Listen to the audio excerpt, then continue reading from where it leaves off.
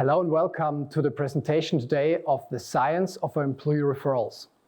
My name is Matthias Wolf. I have been the co-founder of FirstBird, which is now part of the Radiancy Group.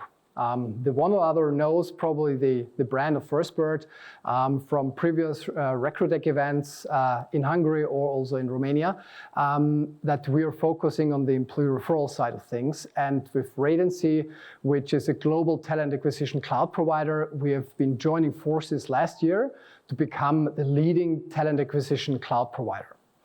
And why these two companies quite significantly work in a really well manner together is that both of the companies have the goal of helping you as an organization taking data-driven good decisions when it comes to getting talents into your companies. And this is exactly why we are here today and why we are sharing research and data on the science of employee referrals. And what I brought in for today's session is three things. We have researched in the last year around employee referral personas. I want to share the insights with you.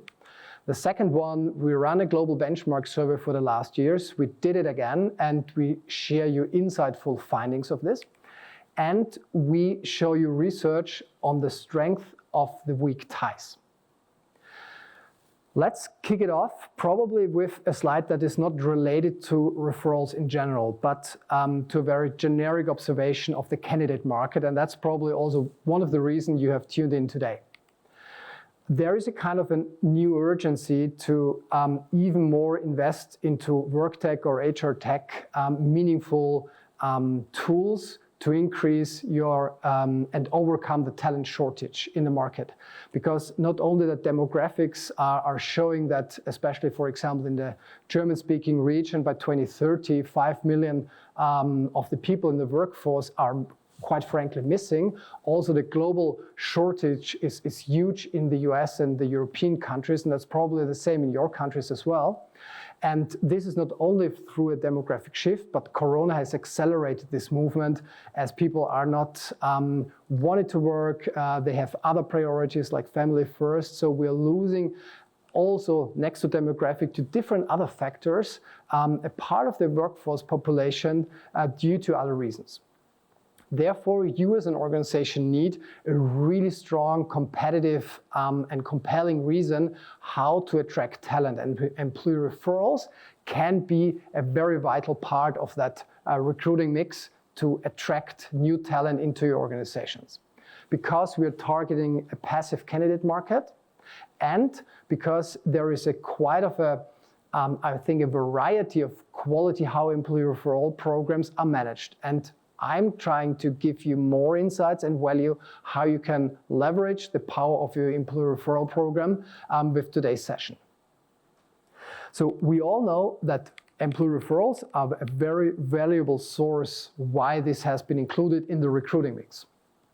And there is one reason and one impact variable that's decisive that all the values of the employee referral program are really coming to its fruitful really succession. This is you need and you have to have the drive of your employee network that they really engage in your employee referral program.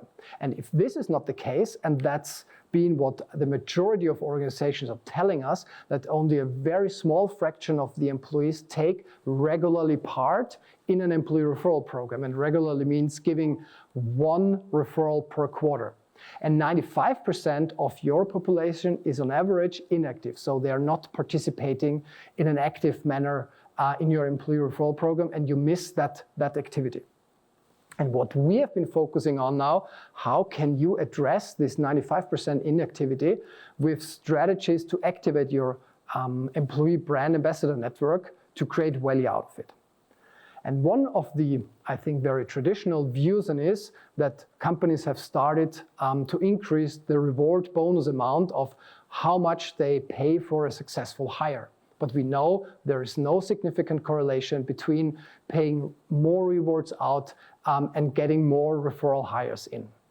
And you need to think beyond money if you want to address really the challenge of the employee referral challenge. One of the most meaningful ways is to look at the data points. And we have analyzed the user behavior of employee referrals with the University of Applied Science with Koblenz, with Professor Andreas Hese. And we have identified different audiences within each company's employee referral program. That means we have discovered 6 different behaviors and user groups we have called power users, strikers, multiplicators, cautious, and then inactive and not registered. And they behave very differently, and you want to have then activities based on their behavior. So when we look, for example, at the power users, this is a very, very small fraction in your organization that is very active and is very successful in bringing you the right people in the referral program. But again, only a very few are really identified as power users. Then you have a group that is called strikers. They are also highly effective, but use it at a very low usage. So they probably are once a year giving a referral, but this referral then probably always land into a hire.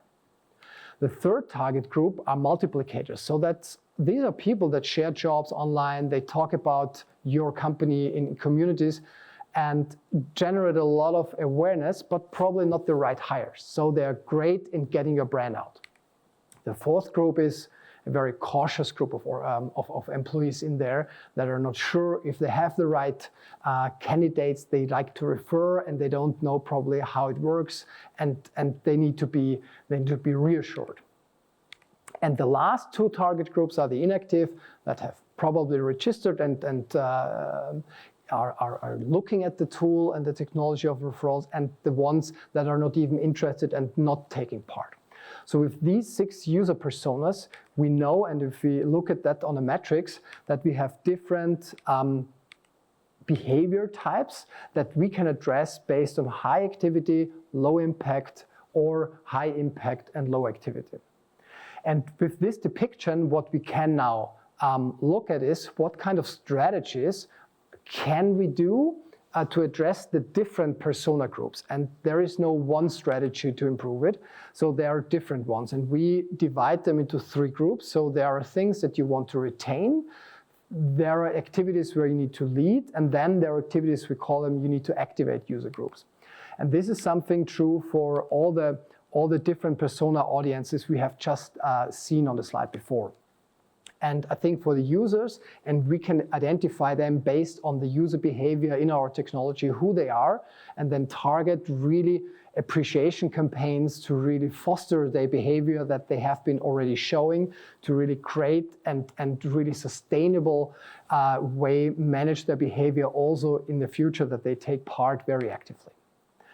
Then we have the group of the multiplicators, where they probably might not have the right jobs for their target networks that they are sharing, or they can put even more associated employer brand content to their target group. So this is also a really highly valuable group where you can look at the diversified messaging they can share with the network.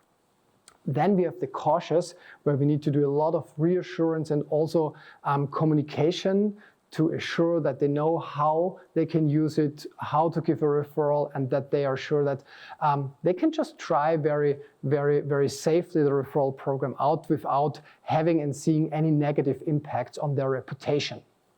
And the other 2 groups, we really need to understand why they are not active and find reasons. And probably every organization is finding reasons why they are not being able to take part or even have not registered. And that's part of probably you need to also drive campaigns and communication measures out there.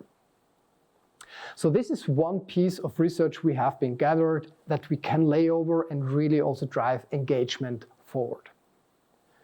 The other topic what I'd like to share with you today is the insights of the employee referral study we have run for the 4th year now. And the first question we always ask companies, why are you doing employee referral programs? And the answers are quite stable over the last year. So we always get the answer that the first and foremost goal is getting quality candidates. So it's not about how many they get. It's not about filling talent pools. It's really about the high quality of the referral network is a really valuable thing. What's also interesting, what we have seen is comparing to last year, that there have been quite significant changes of the priority or of the goals companies are seeing in employee referral programs. And I would like to mention the first two of them, that there's a 15 percentage point increase on the importance of retaining or employee retention. And that could be also the assumption that through remote working, people are also disconnected, or also candidates are having troubles in connecting to the organization, and an employee referral can always have a really great first connection because they already know someone very familiar in the organization. And the other thing, what was also quite surprising for us, is that not only the quality but also the quantity of a new application was rising.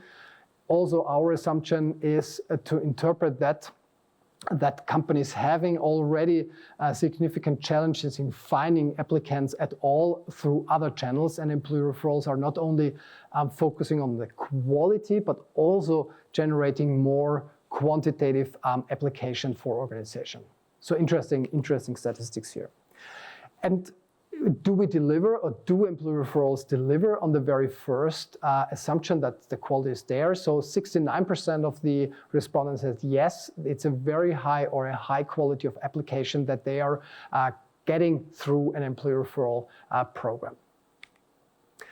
Also, when we look at industry averages and differences in usage, so we compare the desk and the desk-less population, that mean frontline workers or blue-collar population, it seems that organizations in both of the broad sectors are using employee referral programs to already quite a high extent. So we believe there is also a high need to have really a new, I think, performance-driven analysis run through that organization, both of the areas, how to increase their sustainability and their success. Because if you look at the success numbers, we see on the next slide, we see that for 2/3 of the population and the respondent companies that we have been observing year after year, that 2/3 have a significant potential to improve. That is covered in the red box. So we believe that 25% plus is a very realistic and an even very, very good objective to foster and to get your referral hires into these sites. And we believe that with the right strategy, companies are able to significantly enlarge this number to 25% and also beyond. And maybe also last food for thought for how to drive engagement is when you think about what an employee can really individually influence. It's exactly two things. They can give you a referral, and they can share a job on a social media network, and they can talk about it in their networks. If they then generate a good quality candidate, or if the referral then gets into a hiring stage or stay above and beyond the probationary period, this is not in the hand of the referrer at all. If you think about now what your company rewards, it's exactly the opposite. So you reward things that the employees are not able to individually influence. Does that make sense motivationally? Not really. So what we believe the most meaningful way to drive engagement is to also look at those individual things like really activity, and also how a referral itself can be appreciated in a respectful manner.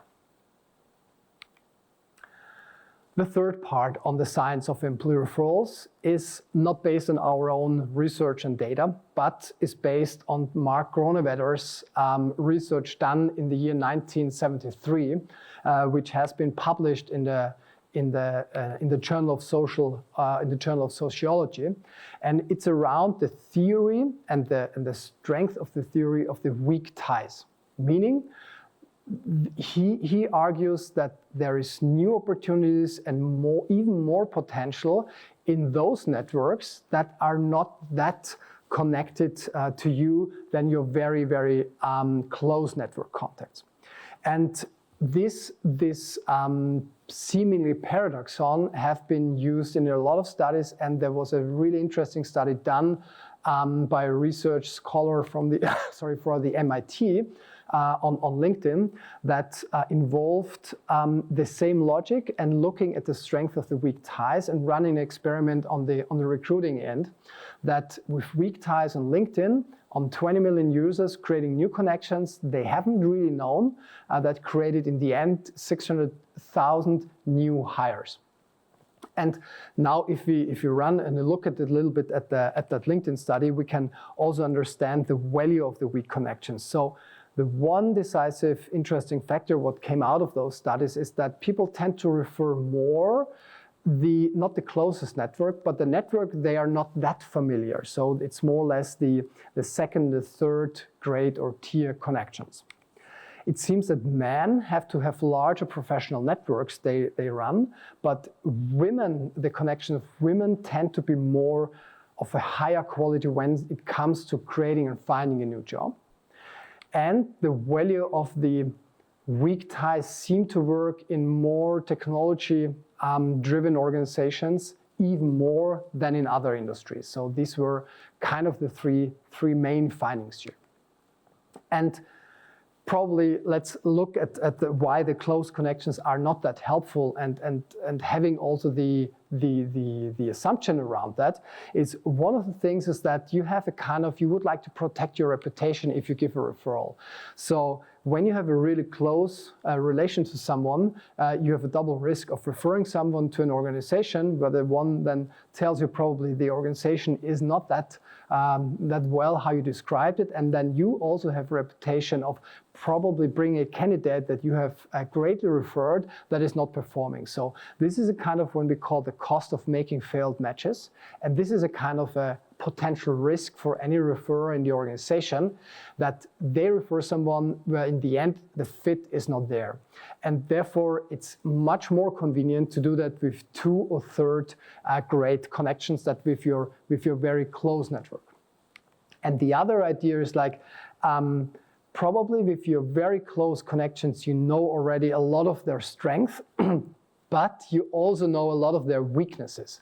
And then it's for you personally, it might be difficult to really refer someone to an organization where you know also probably some of their, let's call it flaws, what they might bring with them into the organization. And again, with 2 and the 3rd tier connections, you see more the positive reputations and less of the weaknesses here, that the likelihood of giving and the probability of giving a referral is much, much higher in those more distant relations that can create new opportunities.